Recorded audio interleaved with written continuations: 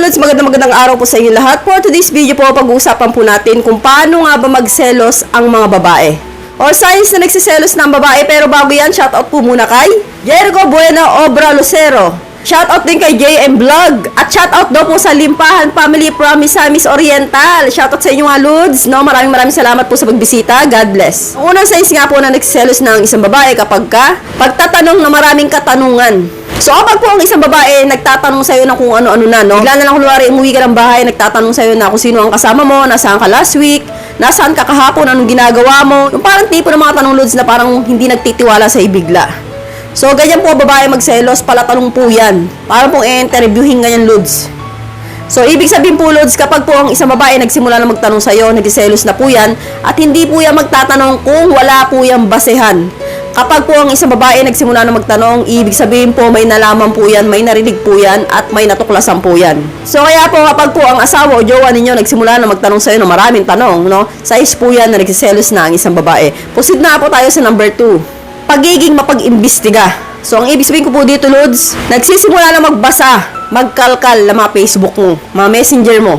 Ang nagsisimula na rin tumingin ng mga litrato ng babae. Sa friend mo sa mga Facebook, no, tinitingnan na niya yung mga babae doon, yung mga profile, kung ano mga itsura. Lalo na yung mga babaeng magaganda. So, nag-iimbestiga po yan kung kinakausap mo nga ba yung mga babae na yun.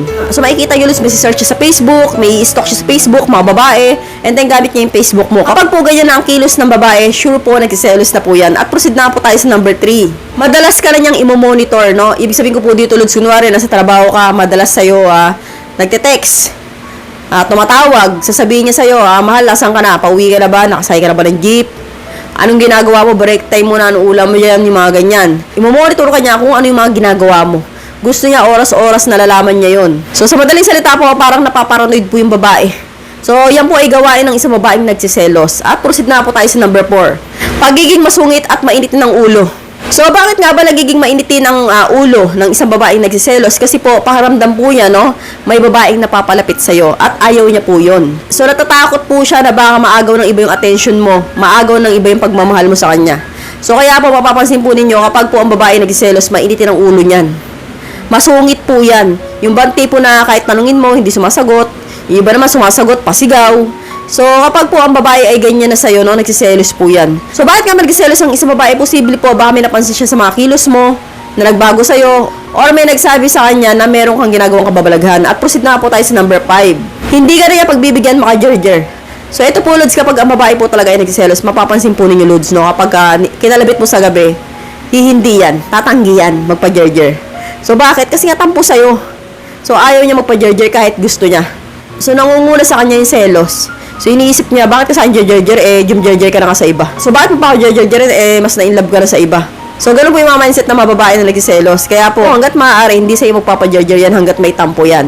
Pero huwag ka mag-alala, Lods, kasi po, ang mga babae talagang nagsiselos o nagtatampo, hindi pa rin tatagal ang tampo niyan. Kadalasan po, 1 week, pinakamatagal na yan. Bihirang-bihira po yung mga babaeng tumatagal ng buwan na hindi nagpapajerjer kahit na nagsiselos. Magpapajerjer pa rin po yan, magantay ka lang. So, hindi ka po niya matitiis. So, hanggang dito na lang po tayo mga Lods. I hope you learned something new in this video. More videos to come. So, stay connected and see you again to my next video. God bless. Bye-bye!